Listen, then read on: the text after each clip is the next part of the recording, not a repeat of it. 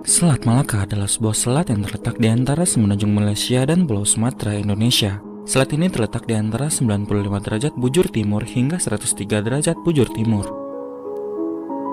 Dari segi ekonomi dan strategis, Selat Malaka merupakan salah satu jalur pelayaran terpenting di dunia, sama pentingnya seperti terusan Suez dan terusan Panama.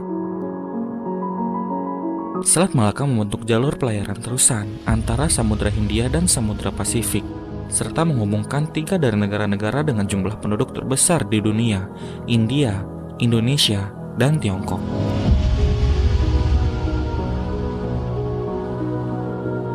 Lebih dari 100.000 kapal Tiongkok melintasi Selat Malaka setiap tahunnya, di mana kapal-kapal ini mengangkut antara 1/5 hingga 1/4 perdagangan laut dunia.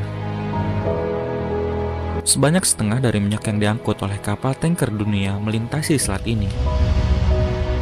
Pada tahun 2003, jumlah itu diperkirakan mencapai 11 juta barel minyak per hari, suatu jumlah yang dipastikan akan meningkat tiap tahunnya, mengingat besarnya permintaan dari Tiongkok. Oleh karena lebar Selat Malaka hanya 1,5 mil laut pada titik tersempit, yaitu Selat Phillips dekat Singapura, ia merupakan salah satu kemacetan lalu lintas terpenting di dunia. Keberadaan Selat Malaka sebagai salah satu jalur perdagangan terpenting di dunia tidak bisa dilepaskan dari berbagai kepentingan.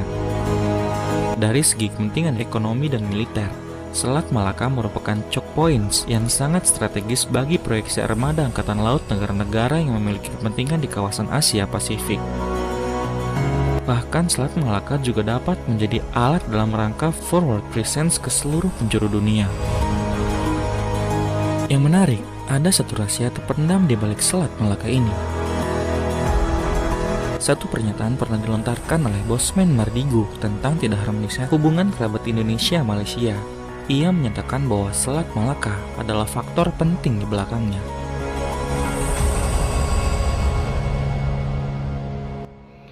Satu tahun yang lewat di Selat Malaka, vesselnya lebih dari 100.000 hanya dari Cina saja.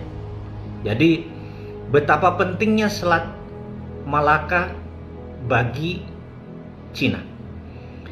Kita urai. Negara di utara Indonesia itu semuanya negara produsen.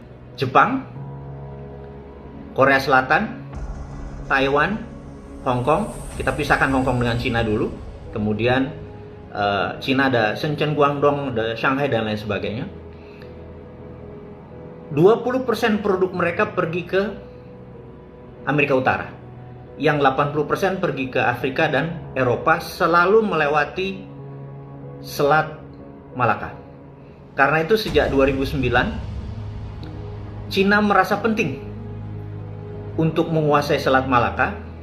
Makanya ada sebuah strategi oleh Cina yang disebut Malaka Dilemma.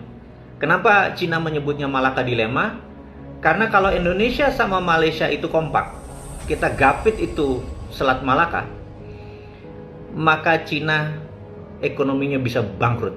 Sejak saat itu, by all means, istilah mereka dengan sangat serius, by all means itu artinya berapa aja biayanya, pokoknya Indonesia sama Malaysia harus berantem aja. Sejak saat itu kita nggak akrab dengan Malaysia, dan itu adalah by design.